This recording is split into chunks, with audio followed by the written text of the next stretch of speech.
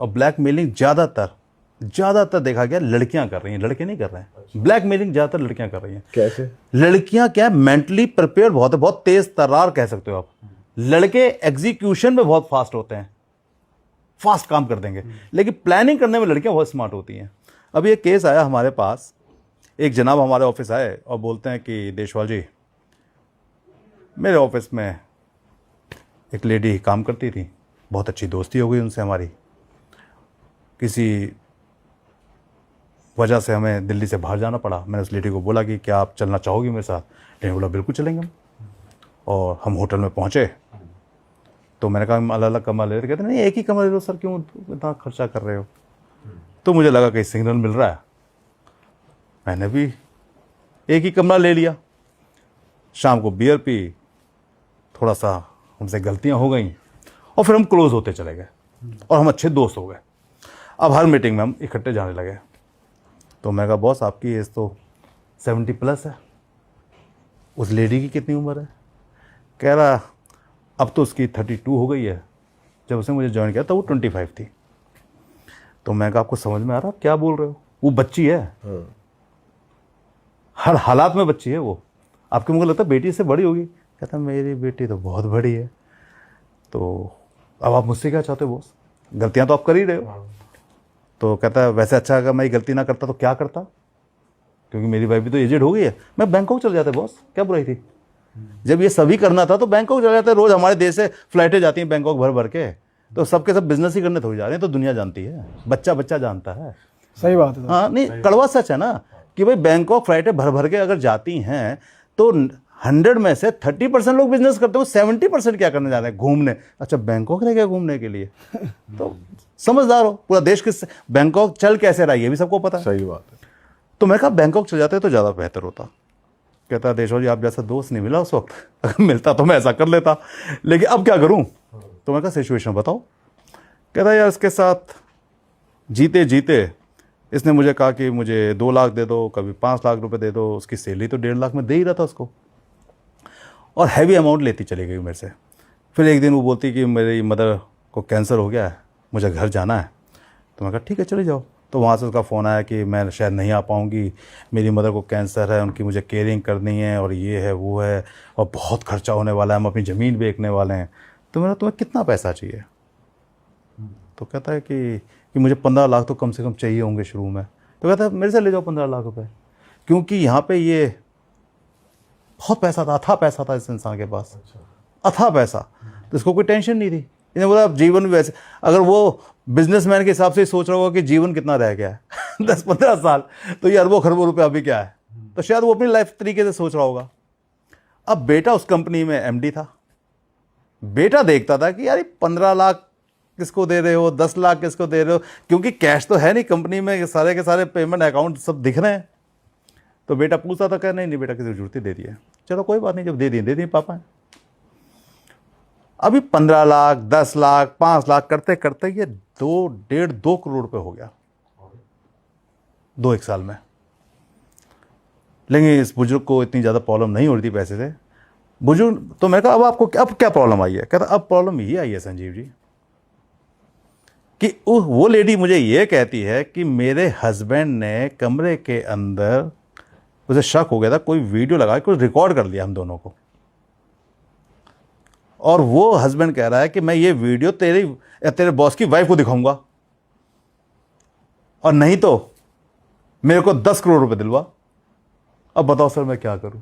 अब यहां पे मियां बीवी मिल गए आपस में। अब ये देखो गेम को, यहां मियां बीवी, शादी हो रखी थी ऑलरेडी? शादी हो गई थी। अच्छा, इसी दौरान शादी हुई थी। हाँ। इसी दौरान शादी हुई थी। तो उस बंदे को दिख गया था कि मेरी वाइफ कहते हैं इसके साथ जाती रहती है होटल से, पैसा आ रहा है और हाँ, ये सब, ये पैसा आ रहा है। तो समझ तो गया था। तो उसने अपनी वाइफ को कहा मैं तेरे को तलाक दे दूंगा, ये वो। तो उसने कहा ठीक है यार तुम बताओ क्या चाहते हो? क्या चाहना क्या? आता तो ही मैं जब ऑफिस में होता हूँ रिकॉर्ड कर लेते हैं, फिर इसको लपेटते हैं। तो उन दोनों ने स्ट्रेटजी बना दी। अब उन्होंने रिकॉर्डिंग कर ली उस बुजुर्ग की, उन दोनों की इंटीमेट, हाँ सारा, हाँ, पूरी की पूरी कहते हैं जो बिस्तर की स्टोरीज होती हैं सब कर ली रिकॉर्ड इंटीमेसी की। अब वो लेडी परेशान, और ये कहते हैं बुजुर्ग परेशान कि मैं अब करूं तो करूं क्या? लेडी पे वो तोहमत नहीं लगा सर, लेडी ने तो अपनी तोहमत सारी हस्बैंड के ऊपर ट्रांसफर कर दी कि भाई मेरे हस्बैंड ने की है, वो मैंने नहीं की है। मैं तो तुमसे प्यार करती हूँ यार, मैं तो तुमने तो मेरी इतनी मदद करी है, लेकिन मैं क्या करूँ, मेरे हस्बैंड वो कह रहे हैं मैं डाइवोर्स भी लूँगा और इसके कहते हैं ऑफिस में दिखाऊंगा और उसकी वाइफ को दिखाऊंगा, तो भैया मैं तो बर्बाद हो जाऊंगा, और यहाँ पैसा मेरे लिए मैटर नहीं है, मैं यहाँ तो बर्बाद हो जाऊंगा। तो मैंने कहा फिर 10 करोड़ देने में क्या प्रॉब्लम आ रही है आपको? कहता दे तो दूंगा, मुझे 10 करोड़ में कोई प्रॉब्लम नहीं है, लेकिन टेंशन ये है कि 10 करोड़ के बाद क्या ये स्टोरी रुकेगी? की क्या गारंटी है कि फिर से नहीं कल को मांगेगा? 20 मांग ले, फिर 30 मांग फिर मुझे ले। 20 भी देने पड़ेंगे। तो मैं यहाँ प्रॉब्लम में आ गया हूँ कि ये स्टोरी रुकेगी कि नहीं रुकेगी। मैं कहा आप मुझसे क्या चाहते हो? कहता कैसे भी ये वीडियो डिलीट होनी चाहिए। मैंने वो वीडियो आपने देखी है? कहता हाँ, मेरे को उस लेडी ने दिखाई है, लैपटॉप लाई थी अपने हस्बैंड का, कहती है हस्बैंड के लैपटॉप में है, अब बताओ क्या करना है। मैं कोई बात नहीं, टाइम लगेगा, 4-5 मिनट लग सकते हैं, लेकिन ये वीडियो जरूर डिलीट कर दी जाएंगी। कहते वो कैसे करोगे? मैं वो हमारे ऊपर छोड़ो। अब यहाँ पे फिर स्किल कैसे काम करती हैं, जो उसका हस्बैंड था उसकी प्रोफाइल को समझा, अंडरस्टैंड करने के बाद कहाँ उठता है, कहाँ बैठता है, कहाँ जाता है। तो उसके पास पैसा तो बहुत आ ही रहा था अपनी वाइफ के थ्रू, बुजुर्ग से पहले से ही। तो अब तो बार में भी बैठता था, हर जगह एंजॉय करता था, लाइफ को जी रहा था। अब उसने नौकरी भी छोड़ दी थी, उसे नौकरी करने की जरूरत ही नहीं थी, 75,000 50,000 मिलता, उसे कोई जरूरत ही नहीं थी। हमने उससे दोस्ती शुरू करी। दोस्ती करने के बाद धीरे धीरे जब हम उसके बहुत क्लोज हो गए, तो उसे हमने एक अपने सेफ ऑफिस में बुलाया, जो हमारा डिटेक्टिव ऑफिस नहीं है, जहाँ पे हम लोग कुछ अलग तरीके के अगर किसी को ट्रैप करना होता है तो वहाँ पे ले जाते हैं। वहाँ बुला के उसे हमने खाए पिए सब कुछ किया। फिर हमने कहा कि लाते कोई बढ़िया मूवी दिखाते। धीरे धीरे दोस्ती हो गई थी। हमने पेन ड्राइव डाली, पेन ड्राइव में ऑलरेडी RAR फाइल थी, ट्रोजन फाइल थी, जो उसको डालने के बाद उस कंप्यूटर का पूरा हमारे पास आ जाएगा कंट्रोल। अच्छा, वो सब डाल दिया हमने। अपने लड़कों को बोला नीचे से, दूसरे वाले कमरे से भी कंट्रोल आ गया? कैसा सर आ गया। मैं हम इसको तो स्कैन करता रहा कंप्यूटर, जहाँ पे भी ये वो है उसको डिलीट मार। फाइल मिली, डिलीट हुई। जब डिलीट हो गई वो फाइल, मैंने कहा डिलीट तो कर दी फाइल, लेकिन हो सकता है कि ये रिकवर कर ले इस फाइल को कभी ना कभी, जैसे पता चलेगा, उसका भी कोई तोड़ करना चाहिए। और अगर उसने कहीं और भी रख रखी हो कि लैपटॉप में ही नहीं रख, बिल्कुल रखी जा सकती है, लेकिन वो फिर लक है, वो देखी जाएगी। फिर दूसरा तरीका निकालेंगे। क्लाइंट तो यहाँ तक कह रहा था कि इसको हाथ पैर तोड़वा दो, लेकिन हमने कहा क्राइम नहीं कर सकते हम लोग क्रिमिनल नहीं है। हम अपनी इन्वेस्टिगेशन से आपको कहते हैं सपोर्ट कर सकते हैं, लेकिन क्रिमिनल एक्टिविटी से आपको सपोर्ट करें ये हमारे एथिक नहीं है। उसका लैपटॉप हमने अपनी कार में रखवाया, कार का शीशा तोड़वाया, लैपटॉप गायब करवाया, लैपटॉप तोड़ दिया, ये सारी चीज़ें करी। उसके बाद लेडी ने कहा जी वो हस्बैंड मेरे मान नहीं रहे, 10 करोड़ मांग रहे हैं। तो उसने बोला नहीं, मुझे एक बार वीडियो ढंग से दिखा पहले। कहते नहीं वो हस्बैंड कह रहे कि वीडियो मैं नहीं दिखाऊंगा, एक बार दिखा दी है, अब नहीं दिखाऊंगा। मैं कहा ना, आप बोलो कि 10 करोड़ बहुत बड़ा अमाउंट है, वीडियो देखे बिना तो नहीं दूंगा, क्योंकि मुझे ऐसा लगता है अब इसके पास वीडियो है नहीं। अगर इससे किसी होता क्या था ना, कई बार आदमी बहुत लालची होता है।